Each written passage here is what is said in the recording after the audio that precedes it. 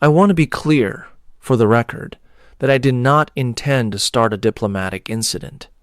I was trying to avoid filling out a waste disposal form at 2200 hours on a Thursday. That's it. That's the whole thing. If the board needs a more complicated explanation than that, I'm sorry, but I don't have one. My name is Dara Voss. I have been the galley supervisor on waystation Therak for 11 years.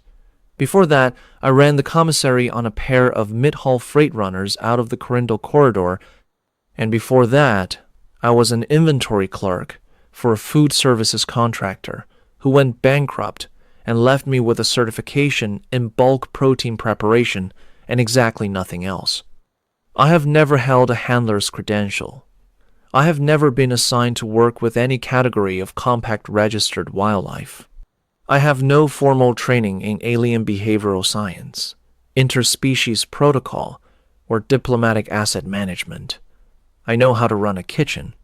I know how to write a supply request that doesn't get kicked back. I know how to rotate a stock of 47 distinct protein sources without anything expiring on the second shelf from the left, which is the shelf everyone always forgets about. That is the sum total of my professional qualifications, and I am comfortable with them. Waystation Therak sits at a junction point in the outer Corindal transit corridor. It is not a glamorous posting. It is not a hardship posting either, which means it doesn't get the hardship supplements, but it also doesn't get the turnover or the drama that hardship postings tend to attract.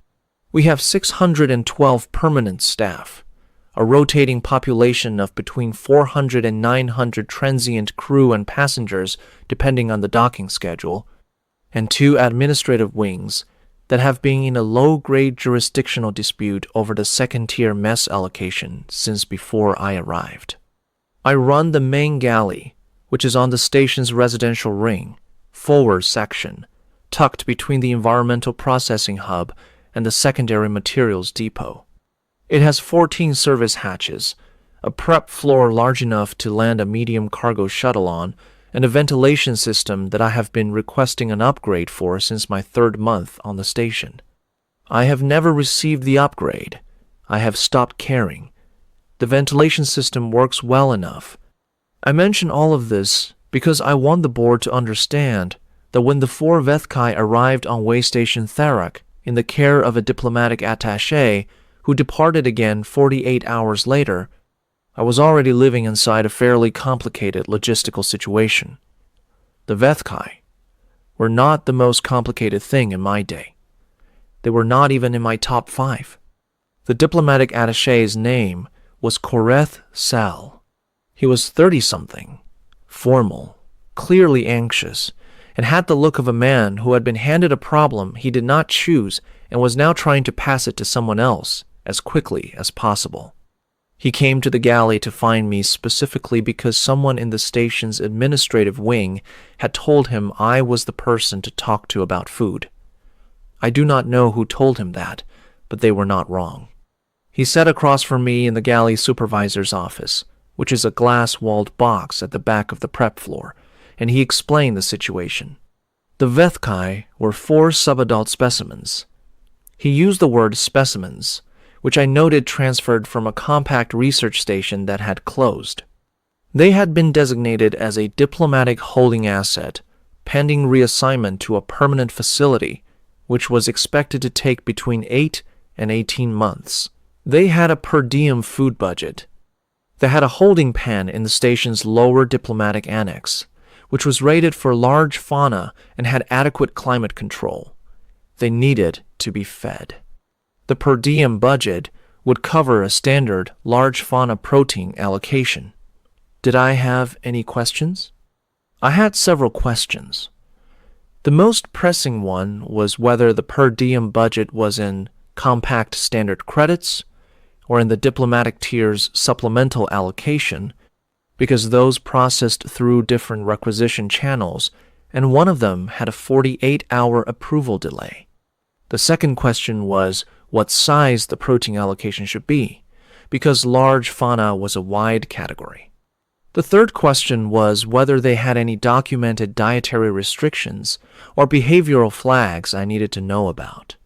Koreth Sael answered the first two questions. He could not answer the third because, as he explained, the research station's behavioral records had been archived at a separate facility, and he did not currently have access to them. He assured me the Vethkai were calm.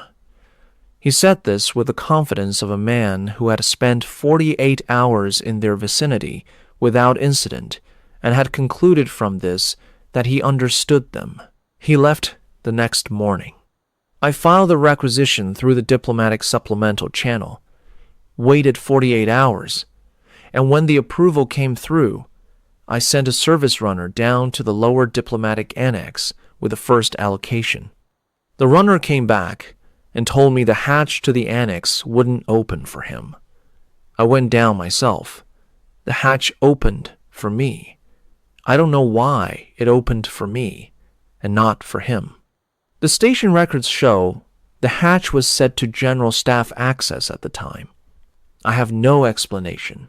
The holding pen was a large space, maybe 15 meters by 20, climate-controlled, with a raised sleeping platform at the far end and a drainage channel along the left wall. The 4 Vethkai were arranged on the sleeping platform when I came in. They looked at me. I looked at them. I want to describe them accurately for the board, because I think the descriptions in the behavioral assessment documents use a lot of technical language that doesn't convey what they actually look like in person. They are large, not enormous. The largest of the 4, Soar, was about the size of a mature Terran leopard at that point, though she's considerably bigger now. They are built like cats in the general arrangement of limbs and body, but broader through the chest and shorter through the leg, with a wide, flat skull and forward-facing eyes, the color of amber glass. Their fur is tawny gold across most of the body, with a slate-gray dorsal stripe that runs from the back of the skull to the base of the tail. The wrists have retractable sheaths covering what the behavioral literature calls dew claw extensions, though I've always thought that was an understated name for something that's roughly the length and thickness of a medium-weight blade. Their ears are large and independently mobile. When they are at rest and calm, they make a sound. It comes up through the floor before it comes through the air. Not a purr, exactly deeper than that, more resonant, like standing next to a large piece of machinery that's idling. Not unpleasant. After the first few weeks, I stopped noticing it, unless it changed.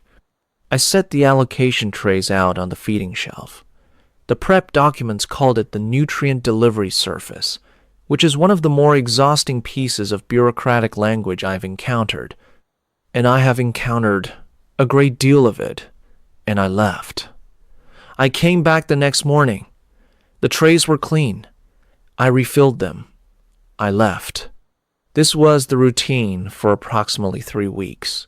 Nothing eventful happened in those 3 weeks.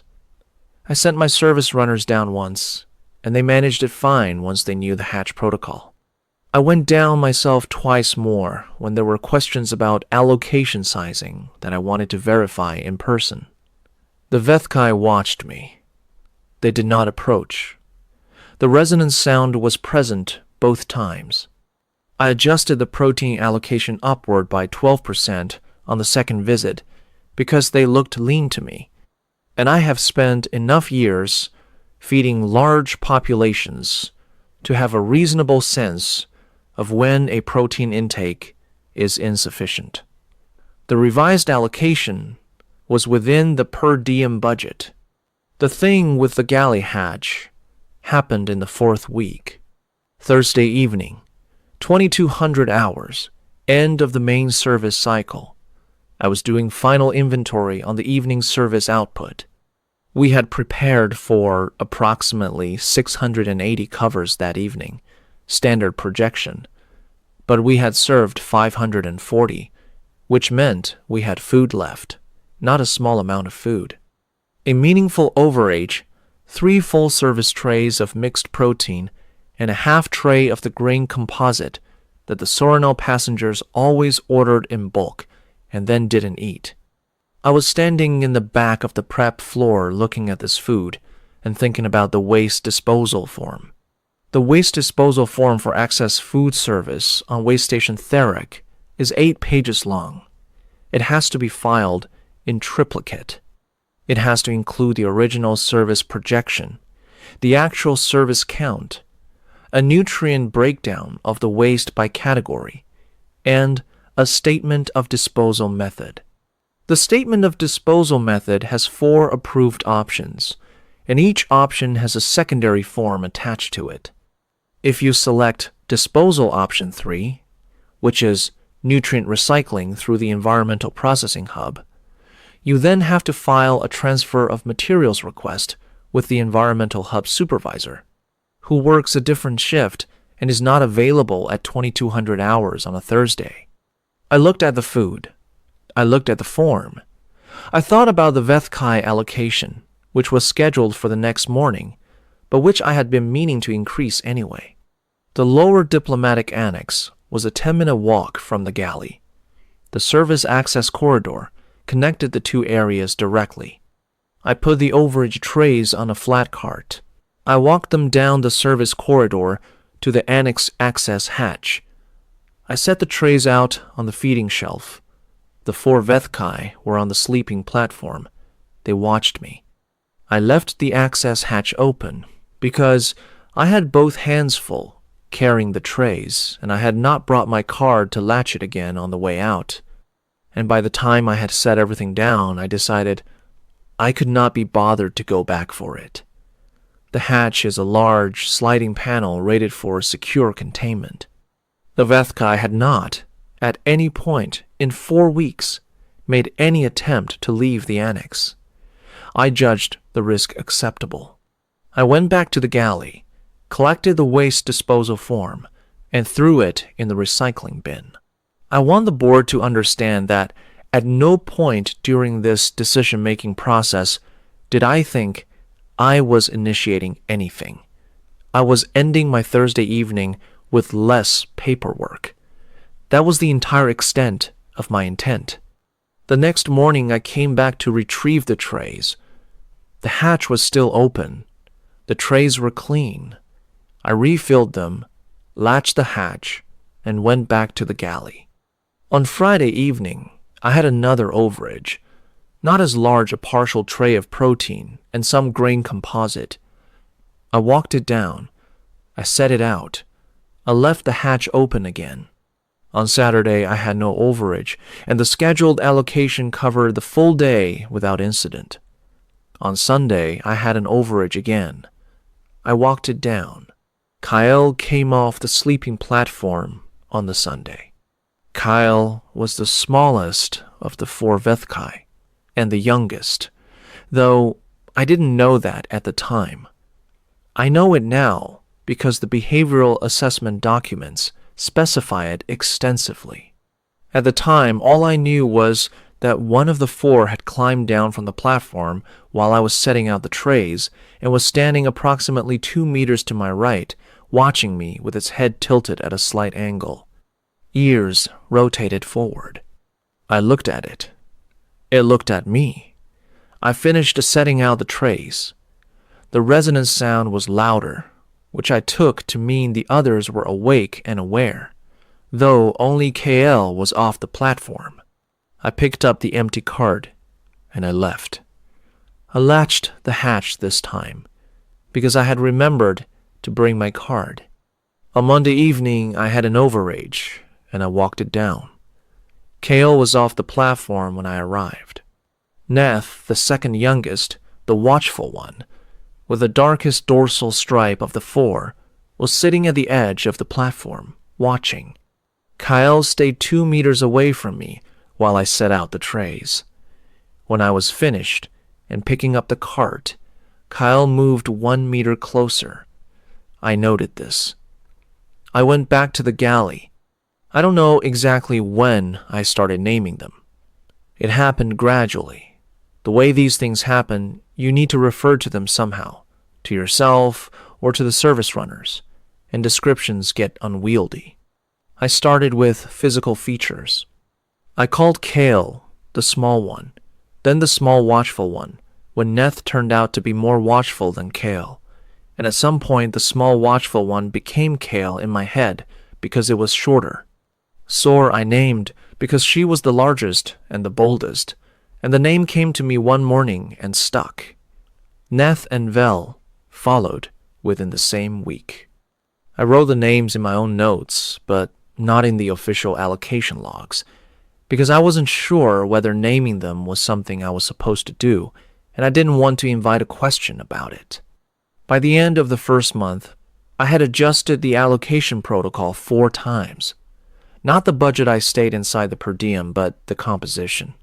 The original large fauna protein standard that the diplomatic attaché had authorized was formulated for a general category predator profile, which is a bit like prescribing a general category diet for a human being and expecting it to be optimal. It wasn't wrong, but it wasn't right either. I could see it in the trays. The older two, Sor and Neth, though I didn't have those names yet, ate efficiently and completely. The younger two left portions of the secondary protein mix. Over 3 weeks, I substituted the secondary mix with a denser primary protein base that I had in the galley stores, and the younger two began clearing their trays. I documented the adjustment in my supply logs as a protein composition optimization, which is accurate as far as it goes. Sor's boldness was evident from the beginning, but I misread it at first. I thought she was the dominant one, and the others deferred to her, which is the obvious reading when one animal is larger and more forward than the others. What I came to understand, over weeks, was more precise than that. Sor was bold in the sense that she moved first and assessed openly and made her conclusions visible. She would walk toward a new thing, a new arrangement of the trays, a new runner, a change in the delivery timing, and examine it at close range without apparent hesitation. But she was not dominant in the hierarchical way. The others did not follow her because she commanded them. They waited to see what she concluded, and then they proceeded according to their own assessment, which sometimes agreed with hers and sometimes didn't. Neth, in particular, often reached a different conclusion from Sor about whether something was worth close examination. Neth's default was to observe from a fixed position and let the information come to it. Sor went to get the information. Both seemed to trust their respective methods.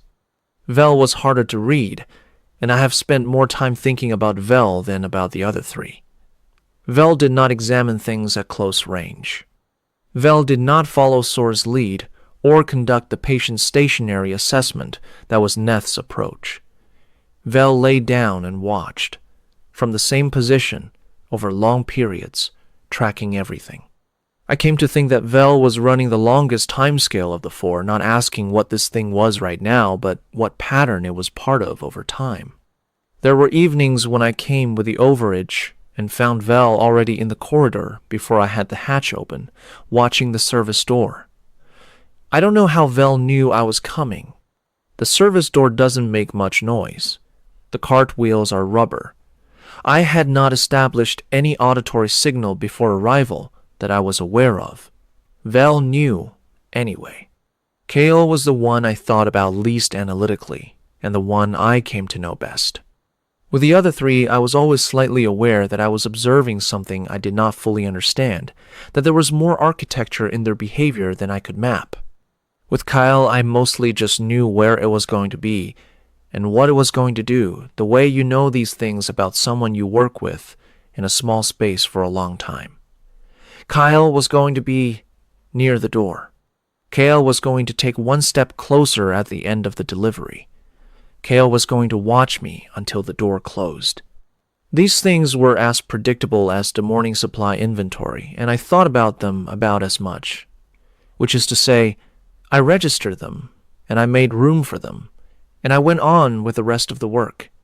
The first time Kale came within arm's reach was 3 weeks after the Sunday. I was setting out the trays. Kale was, as had become customary, standing 2 meters to my right and watching. I had been distracted that morning. We had a water reclamation issue in the galley that had backed up the morning prep cycle, and I was running later than I liked, and I was moving faster than usual, which apparently meant I set down the 3rd tray at a slightly different angle than normal. I don't know if that's actually what caused it. All I know is that I set down the tray, and Kale took 3 steps forward and sat down a meter to my right and watched me finish arranging the trays from there. I finished. I picked up the cart. Kyle was between me and the access hatch. I stood there for a moment, looking at it. Kyle looked at me. I said, out loud, because I tend to talk to myself in quiet spaces, and I had been in the habit of it all my career. Excuse me. Kyle stepped aside. I left. I told one of my service runners about this Heth, a young woman who had worked in my galley for 2 years and who had been curious about the Vethkai from the beginning. She asked if it had frightened me. I said no. She looked at me the way people look at me when they think I should have had a stronger reaction to something. I told her that in 11 years of galley work I had been startled by a malfunctioning steam valve, a docking klaxon that went off inside the prep floor at 0430, and one occasion when a cargo transfer supervisor named Borvith walked into my galley without knocking and found me doing inventory at 2,300, and that none of those experiences had prepared me to be frightened by an animal stepping out of my way politely. She considered this. She said she understood. She came with me on the next 3 visits. Heth's curiosity about the Vethkai was different from mine, and I think it was more honest. I approached them as a logistical situation to be managed. Heth approached them as beings she genuinely wanted to understand. She asked questions I hadn't thought to ask. She asked which ones came to the trays first, which ones finished last, whether they had preferences within the allocation or ate everything with equal attention. She started keeping her own notes, separate from the official logs. She bought herself a small sensor unit of the kind used for ambient audio monitoring and started recording the resonance frequencies on her shift visits. Not because she knew what they meant, but because she thought they might mean something and she wanted data. She was 26 years old and had come to galley work because it was steady and she was good at it. But she had the mind of a researcher working in the wrong job, and the Vethkai gave her something to research. I did not fully appreciate what Heth had been observing until the Assessor Thorne assessment referenced her interview in 3 separate sections. Her note-keeping, it turned out, had produced the most detailed behavioral record of the first 4 months that anyone had thought to compile. Her resonance frequency recordings were what Assessor Thorne used for the baseline analysis of the frequency range expansion. I had been running the delivery and keeping the allocation logs. Heth had been watching what the delivery meant. By the end of the 2nd month, Heth was managing the daily allocation runs without me, except on overages. By the end of the 2nd month, all 4 Vethkai were routinely off the sleeping platform when the allocation was delivered. Kale sat closest. Sor stayed farther back, but watched everything. Neth had a habit of examining the trays after the service runner left not the food, the trays themselves, the composition of the material, the geometry of the spacing. Vel was the quiet one. Vel often just lay down near the hatch and tracked the movement of the service runner with its eyes without otherwise reacting. The first time I brought the overage in on a cart and left the hatch open and did not latch it on my way out and came back the next morning to find all 4 Vethkai in the service corridor was 6 weeks into the 2nd month. I want to be very precise about what happened because the board summary of this event describes it as a containment breach, and I don't think that's accurate. A containment breach implies that something escaped. The Vethkai did not escape. They were in the corridor. Specifically, they were arranged in the corridor between the access hatch and the galley side service door, in a formation that the behavioral assessment documents describe as a territorial acknowledgement pattern, and which I, at the time, described in my incident report as the 4 Vethkai were in the corridor. Kale was directly in front of the service door. Sor and Neth were to the left and right of the corridor at approximately the midpoint. Val was near the access hatch. None of them were doing anything aggressive. They were standing or sitting, and they were watching the service door. I discovered this when I came through the service door with a morning allocation cart. I opened the door and found KL sitting directly on the other side of it. I stopped. KL looked at me. The resonance sound was present at its normal idle frequency, which I had learned by that point indicated calm, or at least neutral orientation. I said, out loud, "You're in the corridor." Kyle looked at me. I pushed the cart through the door, stepped around Kyle, and walked to the access hatch to set out the allocation. All 4 Vethkai followed me to the hatch. I set out the trays. They stayed in the corridor. I went back through the service door. I filed an incident report. I indicated that I had found the Vethkai in the service corridor and had completed the allocation without incident and had not found any damage to the corridor or the hatch. I indicated that the hatch had been left unlatched following the previous evening's overage delivery, and that I believed the Vethkai had moved into the corridor during the night. I noted that they had returned to the annex area without difficulty. I rated the incident as low severity and marked it for administrative review. Administrator Korav Satham called me into his office the following morning. I want to describe Korav Satham accurately, because I think he is relevant to the events that followed, and I don't want to be unfair to him. He was 48 years old. He had been the station's administrative director for 3 years, and he had the particular kind of exhaustion that comes from managing a mid-tier waystation whose operational complexity significantly exceeds its administrative budget. He was not a bad administrator. He was thorough about his filings and consistent about his communication protocols, and he made decisions at a pace that indicated he was weighing consequences rather than reacting. The Vethkai were a problem for him, not because he disliked them, but because they were outside his competency frame, and every additional event involving them generated paperwork for which he had no clear precedent category. He asked me to explain the incident. I explained it. He asked whether I thought the Vethkai posed a danger to station personnel. I said I didn't think so, based on 11 weeks of daily contact. He asked whether I had formal training in behavioral assessment. I said no. He made a note. He asked me to ensure that the access hatch was properly latched following all future deliveries. I said I would. He thanked me for my time. I latched the hatch for the next 3 evenings. On the 4th evening, I had an overage and my card reader was malfunctioning, and I walked down with both hands full of trays and no way to latch the hatch on exit. In the morning, I found all 4 Vethkai in the corridor again. I completed the allocation. I filed an incident report. I noted the card reader malfunction. I rated it low severity. Satham called me into his office again. He was more tired than the last time. He asked about the card reader. I told him it was a maintenance issue, and I had filed a maintenance request. He asked if it had been addressed.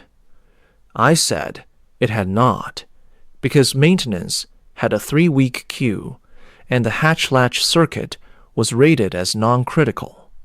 He made several notes. He told me that the Vethkai's presence in the service corridor was creating a compliance issue with the station's large fauna movement protocols, and asked if I could adjust the delivery schedule to ensure the hatch was always managed by a two-person team so that one person could hold the card while the other managed the trays. I told him I could do that. I did it for 1 week. At the end of the week, we had a shift shortage event related to a stomach illness that moved through the forward ring residential quarters with impressive efficiency, and the two-person team was not available, and I walked the overage down myself with both hands full of trays. I left the hatch unlatched. In the morning, I found the 4 Vethkai in the service corridor. I also found Hath standing in the corridor, looking at Kale, looking at her with an expression that I can only describe as mutual fascination. That was the 8th week of the 2nd month. The Compact Wildlife Behavioral Survey team arrived in the 4th month. I want to be clear that I did not request the Behavioral Survey team. I did not know the Behavioral Survey team existed as a distinct operational unit until they arrived. They were sent in response to Administrator Satham's 3rd formal incident report, which by that point had accumulated enough detail that the Compact's Diplomatic Asset Division had flagged it for assessment. Their lead surveyor was a woman named Assessor Relva Thorne, who was approximately 60 years old, had the manner of someone who had spent decades watching things in the wild and had developed the patience of geological formations, and who looked at me when we were introduced with an expression that suggested she was already forming conclusions she hadn't yet shared. I asked her what she was assessing. She says she was assessing the behavioral patterns of the 4 Vethkai in relation to their current environmental context. I asked what that meant in practical terms. She said it meant she was going to spend 2 to 3 weeks observing the daily allocation routine and the movement patterns that had developed and document what she found. I said that was fine. She asked if she could accompany me on the next overage delivery. I said yes. She did not say much during that first delivery. She watched. Kale, as was customary, was near the corridor service door before I had the hatch open. Soar was visible at the far end of the corridor. Neth was sitting to the right of the feeding shelf, doing the tray geometry examination. Vel was near the access hatch. I set out the trays. I said good evening to Kale, because by that point, I had been saying good evening to the Vethkai for approximately 2 months, and I saw no reason to stop. Kale's ears rotated toward me. I picked up the cart. We left. In the corridor, Assessor Thorne stopped walking. I stopped too. She looked back at the closed hatch and then at me, and she said in a careful voice, "How long have you been using that greeting?" I said about 2 months. She said, "And how does the smallest one typically respond when you greet it?" I said it turned its ears toward me. Sometimes it would take a step closer before I left. On the evenings, when I brought the overage personally, rather than sending a runner, it sometimes came to within half a meter of me. She looked at me for a long moment with that expression I had already come to recognize as her doing a calculation she wasn't yet ready to share. She spent 17 days on the assessment.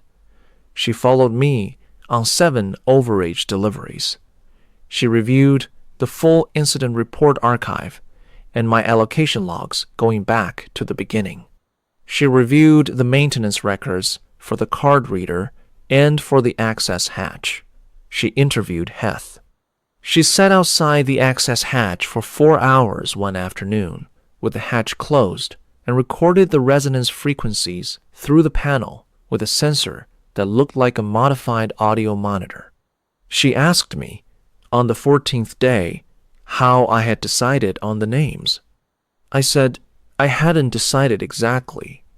I said they had arrived. She made a note. She asked me, On the 16th day, whether I had noticed any change in the resonance frequency pattern over time. I said I had noticed that the idle frequency was slightly lower than it had been in the first month. She asked whether I could be more specific. I said it was hard to be specific about something you registered through the floor rather than through your ears, but that my impression was the overall frequency had deepened and also broadened, that it covered a wider tonal range than it had initially. She made another note, a longer one this time. I asked her what that indicated. She said she would include her findings in the assessment. She had the particular manner of experienced researchers who have learned not to share partial conclusions because partial conclusions lead to questions they then have to disclaim, and I recognized and respected it. She filed her assessment on the 18th day. I have read the full document.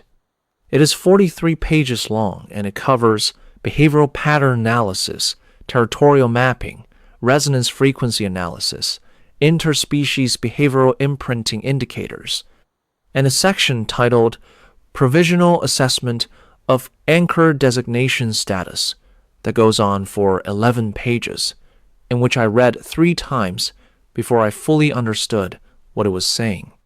The resonance frequency section, which ran to 8 pages, explained the significance of what I had noticed. The Vethkai's subsonic communication system, Assessor Thorne's document explained, used frequency range as a dimensional indicator. Narrow frequency range indicated narrow territorial acknowledgement, a single individual, a single space, while broadening frequency range indicated expanding territorial integration. The broadening I had registered over the first 4 months was, according to the assessment, the pack's resonance profile, incorporating the galley service corridor, the prep floor, and eventually the wider station infrastructure as extensions of their shared territorial space. They had been, in a literal subsonic sense, expanding the boundaries of what they considered their territory to include the place where I worked and moved. I read that section twice as well. What it was saying, in terms I could follow without a degree in behavioral science, was this. The 4 Vethkai had, over the course of approximately 4 months, imprinted on a set of recurring behavioral patterns associated with a specific individual me, and had codified those patterns as territorial anchor markers within their own behavioral framework. The specific patterns they had codified were the frequency and timing of the evening overage delivery, the particular arrangement of the trays on the feeding shelf, the verbal greeting that preceded the completion of the delivery, the act of departing via the service corridor hatch rather than the annex hatch, and the specific practice of leaving the annex access hatch unlatched on evenings when the delivery individual was present in person rather than sending a service runner. That last one was the part the assessment dedicated the most space to. The Vethkai, Assessor Thorne's document explained, had a behavioral classification system for territorial access protocols that the assessment described as threshold command designations. I will not reproduce the full technical description here because it runs to 4 pages. The relevant part, for the board's purposes, is that within this system, the act of a recognized territorial anchor individual leaving an access point deliberately unlatched, not accidentally, not through equipment failure, but through a pattern of consistent intentional behavior, constituted a formal declaration within the Vethkai behavioral framework of what the assessment document called an open table command. An open table command, the document explained, was a threshold command designation of the highest territorial class. It indicated that the anchor individual was extending recognized access authority to the territory beyond the access point, inviting the pack into the corridor, into the station, as an extension of their shared territorial space. It was not a habit. It was not an accident. Within the Vethkai behavioral framework, it was a formal declaration, repeated consistently over time, that the territory was shared. The four Vethkai had been living inside a formal territorial compact with the galley supervisor of waystation Therak for approximately 3.5 months. I read this section of the document twice. Then, I set the document down and made myself a cup of the green tea I keep in the desk drawer in the galley supervisor's office, and I thought about it for several minutes. Then I picked the document up and read that section a third time. Then I called Heth in and asked her to read those 11 pages and tell me if she was reading them the same way I was reading them. She read them. She set the document down. She looked at me. She said, "You left the hatch open because of the waste disposal form." I said yes. She was quiet for a moment. Then she said, "They think you've been commanding them." I said that appeared to be the assessment's conclusion, yes. She was quiet for another moment. Then she started laughing. She laughed for a while. I let her. When she was finished, she said, 11 years on this station, and you finally got recognized by the Vethkai." I said I thought that was a reductive summary. She said she thought it was an accurate one. Assessor Thorne's assessment also included, beginning on page 31, a set of provisional behavioral projections. These were relevant. The projections indicated that the established imprint pattern, the open table command territorial compact, the anchor designation, all of it was now a stable behavioral feature of the Vethkai Pack's environmental orientation. Disrupting it would require a managed transition protocol of not less than 6 months, potentially longer for the youngest and most imprinted individual. Disrupting it abruptly reassigning the anchor individual without a transition protocol, or relocating the pack to a different facility without the anchor individual's involvement in the transition, was characterized in the document as a high-risk behavioral event with unpredictable outcomes. Administrator Satham read the assessment. I know he read it because when he called me into his office 2 days later, he had a copy of it on his desk with multiple sections annotated. He looked more tired than I had seen him. I sat down across from him and waited.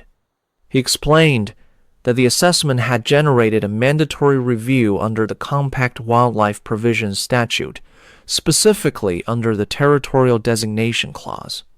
He explained that the review had been initiated automatically when Assessor Thorne filed the assessment with the Compact Diplomatic Asset Registry, and that it was now a live administrative process that he could not close without following the designated resolution pathway.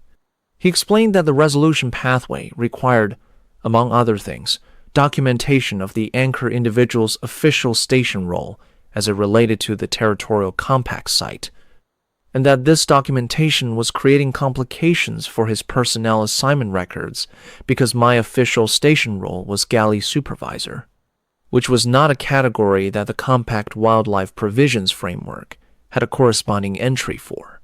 He paused. He looked at the annotated assessment document. He looked at me.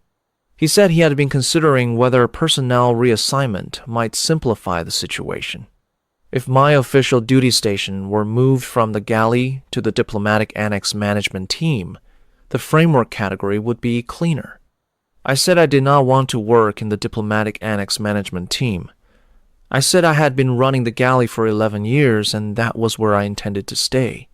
He said he understood that, but that the classification problem was creating a resource allocation issue with his budget projections, and he was trying to find a solution.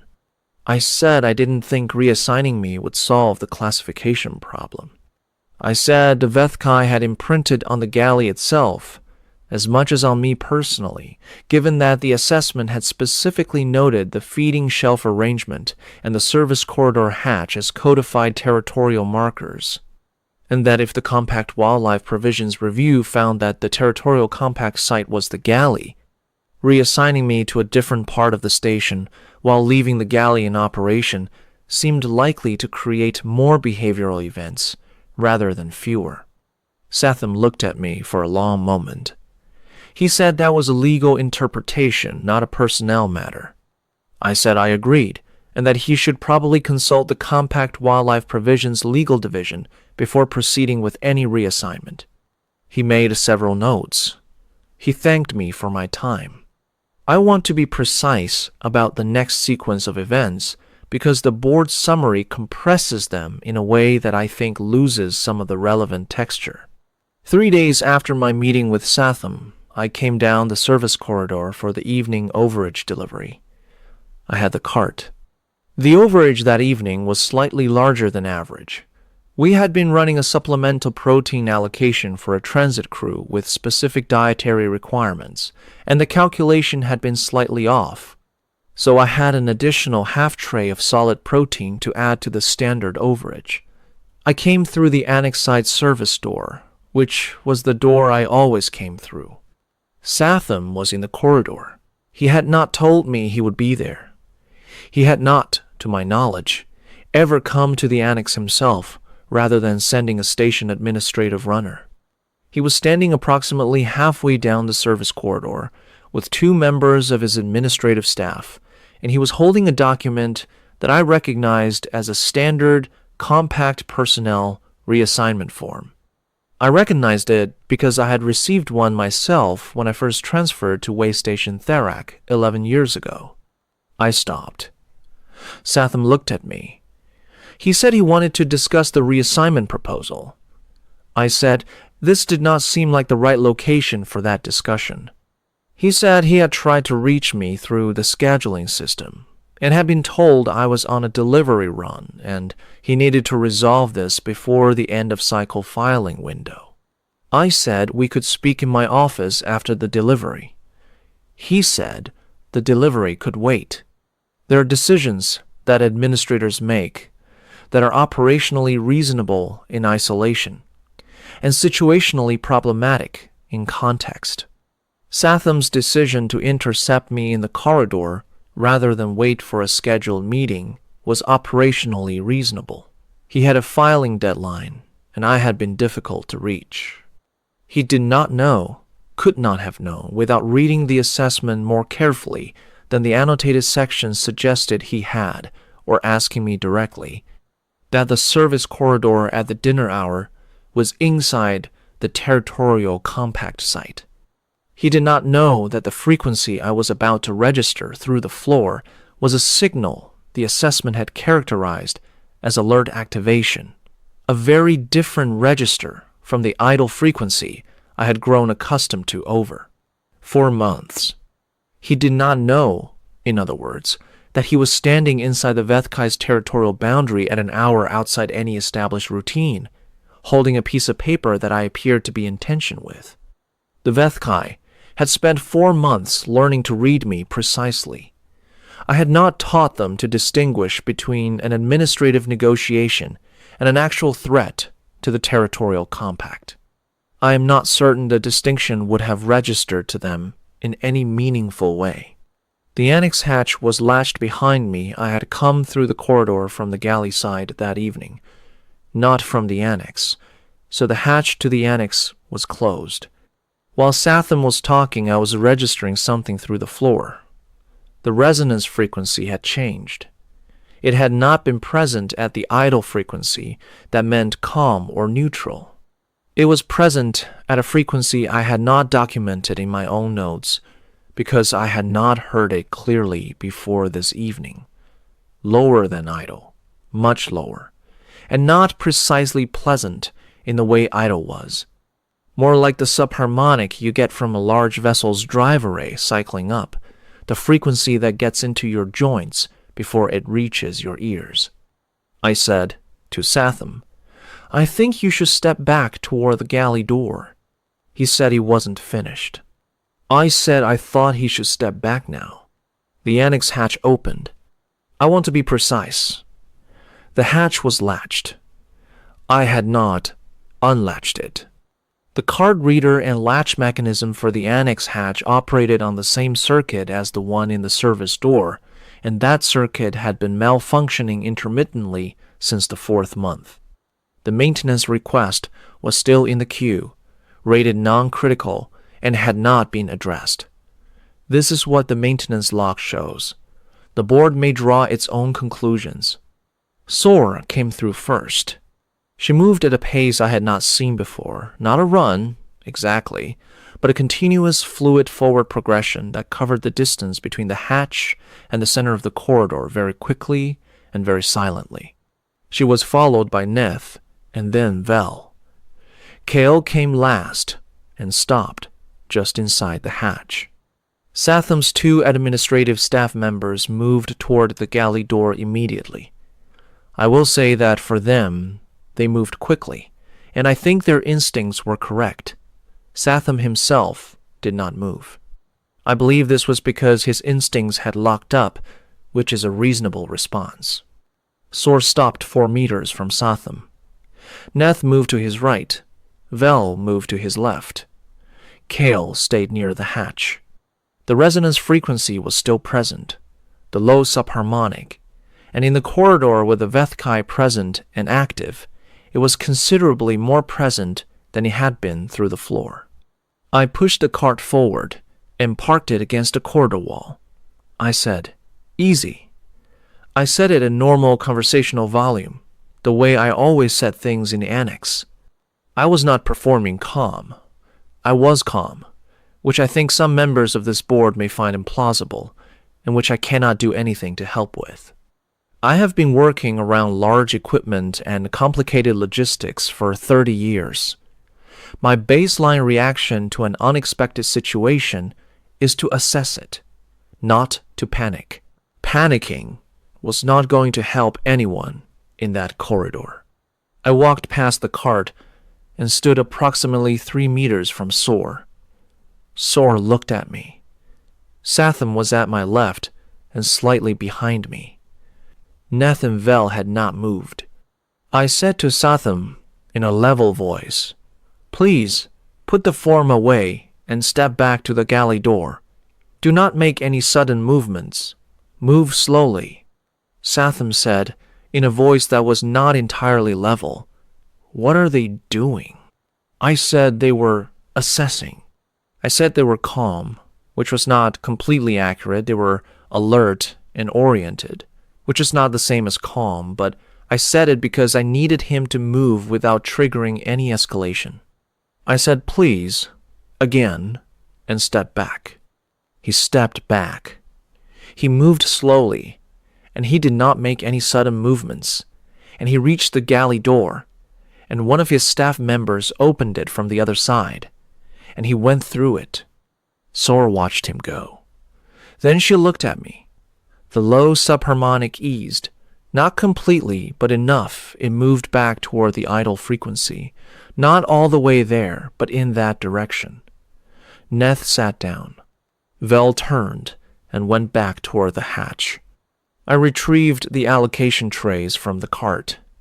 I went to the feeding shelf, and I arranged the trays the way I always arranged them. I said good evening to Kale, who was still near the hatch, and Kale's ears rotated toward me. I picked up the cart. I left through the galley door. I left the annex hatch unlatched.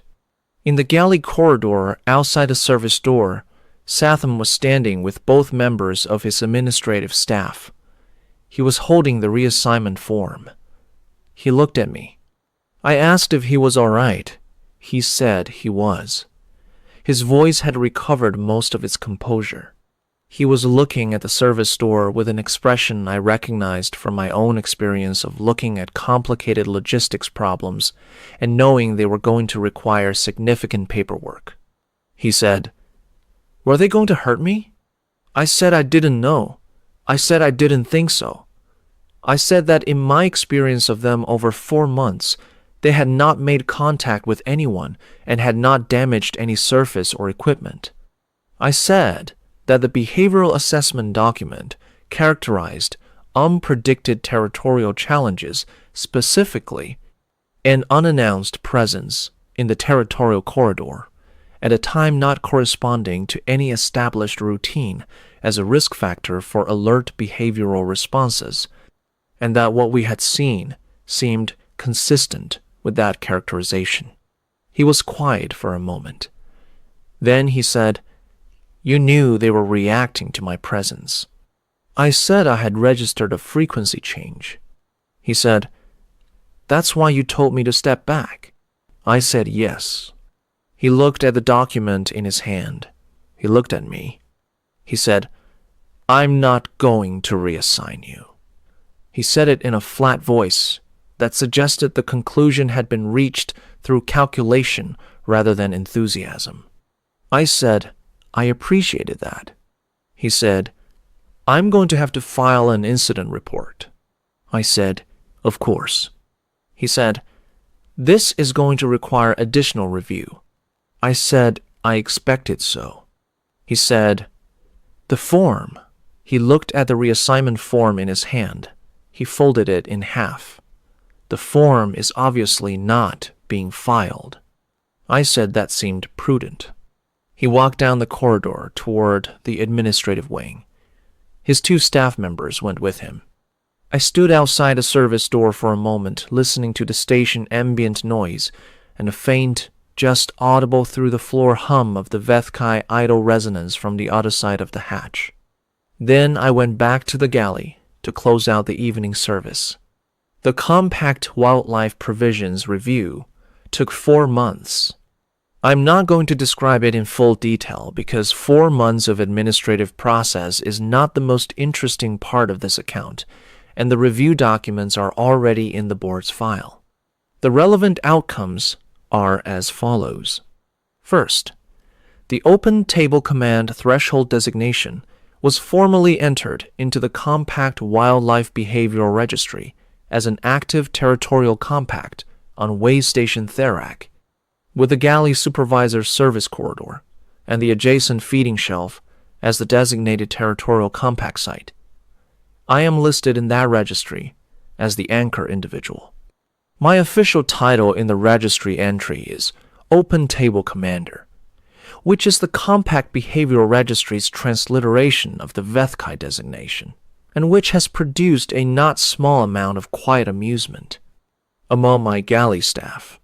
Second, the access hatch between the service corridor and the diplomatic annex was reclassified from a containment boundary to a territorial threshold, which is a different category under the compact framework and which comes with a different set of protocols.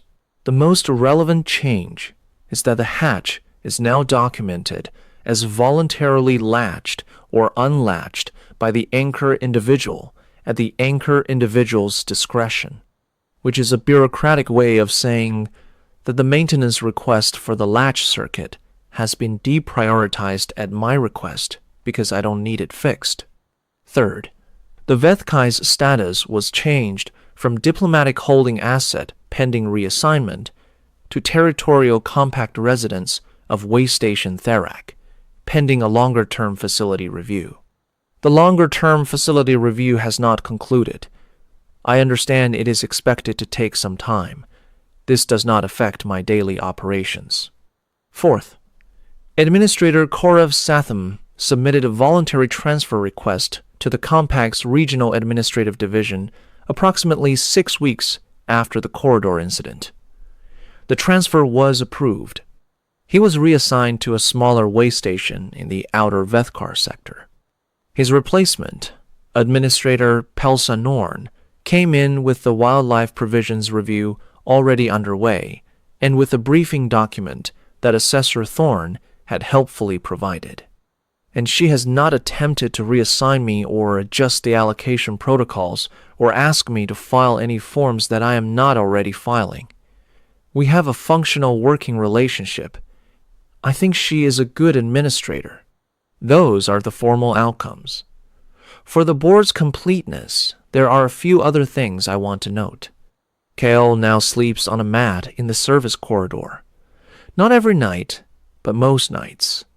The mat was not provided by any station resource. Heth brought it from the station's crew quarters surplus supply, which she is authorized to draw from for galley area furnishings, and she placed it near the service door 2 weeks after the corridor incident. KL investigated it on the first night. On the second night, KL was on it when I came through on the morning allocation. I have not commented on this. I file no paperwork about it. The mat is a crew quarters surplus item in authorized use in a work area. There is nothing to file. SOAR comes into the prep floor sometimes. Not often, perhaps once a week, always in the late evening after the service cycle is complete and most of the staff have gone. She walks along the back wall and looks at things and then sits near the supervisor's office window for a variable period and then leaves. My galley staff have adapted to this. Heth now makes a point of leaving a small tray of protein near the office door on evenings when she thinks SOAR is likely to come. This is documented in our internal supply log as supplemental equipment testing provision, which is not precisely accurate, but is not precisely inaccurate either, and it has not been questioned. Neth has a habit of examining the feeding shelf after every delivery. Still, consistently, every time, looking at the trays, the arrangement, the geometry.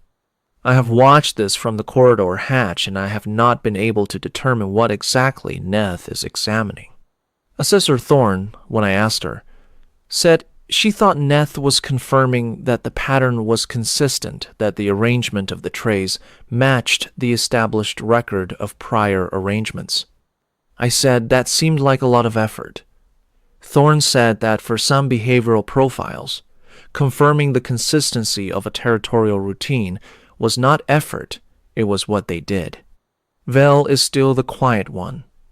Vel does not do the shelf examination. Vel does not come to the prep floor. Vel maintains a general presence in the annex and in the corridor during delivery times, and otherwise stays near the sleeping platform. I have come to think of Vel as the one who is always watching and never tells you what it has concluded from the watching. And Kael, who is the smallest and the youngest, and who was the first to come off the platform, the first to stand at arm's length, the first to move within half a meter and stay there. Kyle, who turns its ears toward me when I say, "Good evening." Kale, who follows me to the service door at the end of every delivery and stands at the threshold and watches me go through it, and stays at the threshold until the door is closed. I do not know what the Vethkai understand about what has happened on Waystation Tharak. I do not know what they understand about me specifically, about what I intended or didn't intend, about the waste disposal form and the card reader and the Thursday evenings when I couldn't be bothered. I do not know whether they understand that none of it was deliberate, or whether, from their perspective, deliberateness is even a meaningful category, whether what they register is the consistency of the behavior over time rather than the motivation behind it. What I know is what I see. I know that for 11 years on this station, I ran my galley and filed my requisitions and managed my staff and fed the people who came through, and the work was good, but it was not noticed, specifically, by anyone in particular. The food was there. The service ran. The overages were managed, one way or another. Nobody said, "Thank you for the overage management." Nobody said, "Thank you for the allocation accuracy or the 11-year expiry rate on that second shelf." That is the nature of galley work. You do it well, and what you get from doing it well is that nobody complains, which is its own kind of satisfaction, but it is a quiet one. I am not saying this to invite sympathy. I am saying it as context. The 4 Vethkai, who are large and amber-eyed and subsonic and who carry retractable blade-length dew claws in sheaths at their wrists, and who stood in that corridor in a way that persuaded a station administrator to put away a reassignment form. Without another word, the 4 Vethkai noticed. They noticed the feeding shelf arrangement and the timing and the greeting and the hatch. They noticed that the person who came with the food came consistently and arranged things consistently and said good evening consistently and left the hatch open consistently. They built a framework around it. They gave it a name. The Compact Wildlife Behavior Registry entry for Waystation Therak, Territorial Compact Designation 477 Vethkai Alpha, reads, Open Table Command Threshold Designation, Active Status, Anchor Individual, Dara Voss, Galley Supervisor. That's what they called it. I still can't be bothered with a waste disposal form. Every evening at 2200 hours, I walk the overage down the service corridor on the flat cart. Every evening, Kyle is at the threshold before I have the hatch open. Every evening, I arrange the trays the way they are arranged, and I say good evening, and I pick up the cart, and I go back through the service door, and I leave the hatch unlatched. The mat is in the corridor, the resonance is in the floor, the station runs. I don't know what else the board needs from me. That's my account.